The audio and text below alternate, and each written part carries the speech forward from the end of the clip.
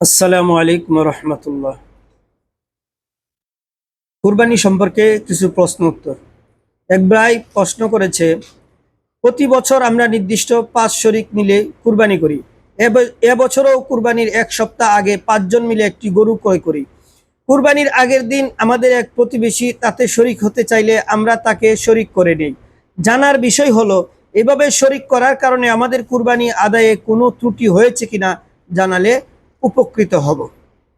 উত্তর: প্রশ্নে উল্লেখিত অবস্থায় সকলের কুরবানি সহি হয়েছে, তবে 5 জন মিলে কুরবানি দেওয়ার নিয়তে পশু ক্রয়ের পর নতুন করে শরিক নেওয়া অনুত্তম হয়েছে। এক্ষেত্রে ওই শরিক থেকে প্রাপ্ত টাকা সদকা করে দেওয়া উত্তম। আরেক ভাই প্রশ্ন করেছে, কুরবানির সময় আমাদের এলাকার অনেকেই এমন করতে দেখা যায়, 6 শরিক মিলে একটি পশু কুরবানি করে ওই পশুতে নিজেদের 6 অংশ রাখে আর সপ্তম অংশ রাসূলুল্লাহ সাল্লাল্লাহু আলাইহি সাল্লামের জন্য রাখে। এই সপ্তম অংশের টাকা তারা সকলে মিলে দিয়ে থাকে। আমি জানতে চাই এমনটি করা সহি কিনা। উত্তর: প্রশ্নে উল্লেখিত পদ্ধতিতে রাসূলুল্লাহ সাল্লাল্লাহু আলাইহি সাল্লামের পক্ষ থেকে কুরবানি করা সহি, কেননা এক্ষেত্রে কারো অংশ 1/7 কম নয়। প্রত্যেকের অংশ পুরো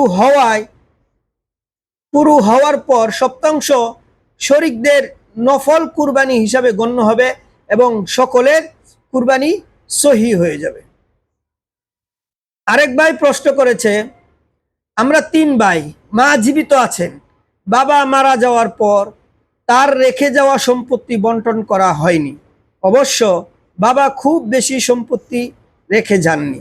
আমরা 3 ভাই চাকরি করি, প্রত্যেকের নিজস্ব কিছু কিছু সম্পদ আছে।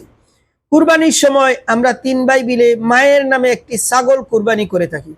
আমি জানতে চাই এভাবে আমাদের কুরবানি করা সহি হচ্ছে কিনা।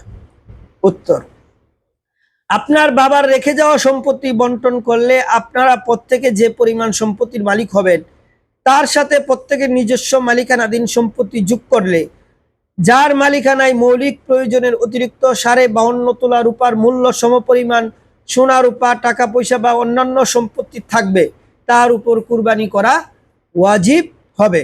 সেই হিসাবে যার উপর কুরবানি ওয়াজিব হবে তাকে পৃথকভাবে অন্তত একটি ছাগল, ভেড়া বা দুম্বা অথবা বড় পশুতে 1/7 শরিক হয়ে নিজের কুরবানি আদায় করতে হবে। কয়েক ভাই মিলে মায়ের নামে ছাগল কুরবানি করার দ্বারা আপনাদের ওয়াজিব কুরবানি আদায় হবে না। অবশ্য যদি আপনাদের কারো উপরুক্ত পরিমাণে সম্পদ না থাকে, সেক্ষেত্রে কুরবানি ওয়াজিব হবে না, কেউ করলে তা নফল হিসাবে আদায় হবে। আল্লাহ তাআলা আমাদেরকে আমল করার তৌফিক দান করুন। আমিন।